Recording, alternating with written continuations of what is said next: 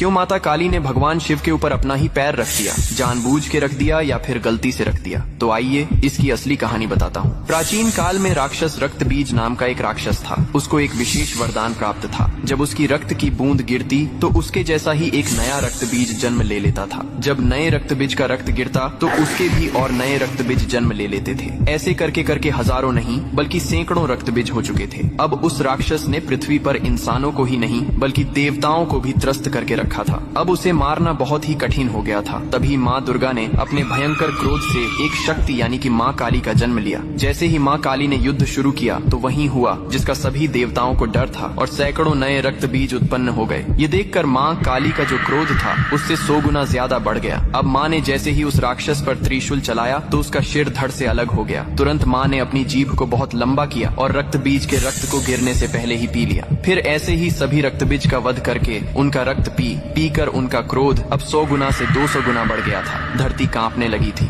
समुद्र मथने लगे थे, देवता भयभीत होकर इधर उधर भागने लगे थे। तब देवताओं ने भगवान शिव से प्रार्थना की, हे महादेव, आप ही माता काली के संताप को शांत कर सकते हैं। शिव ने देवताओं की पुकार सुनी और माँ काली के सामने युद्ध भूमि में पहुंच गए। लेकिन माँ अपने तांडव में इतनी लीन थीं कि उन्होंने शिव को भी नहीं देखा। तभी भगवान शिव ने स्वयं माता के चरणों में लेट गए। जैसे ही माँ काली का पैर अनजाने में शिव के सीने पर पड़ा, तुरंत उनका क्रोध शांत हो गया। उन्होंने नीचे देखा तो अपने प्रिय पति शिव थे। यह देखकर उनकी जीभ शर्मिंदगी से बाहर निकल आई। इसके बाद शिव ने मुस्कुराते हुए कहा, हे माँ, तुम्हारा यह रूप सृष्टि के संतुलन के लिए था, लेकिन यह रूप अब धरती पर बहुत धाम धूम से पूजा जाएगा। यही कारण है कि तस्वीर में और मूर्तियों में माँ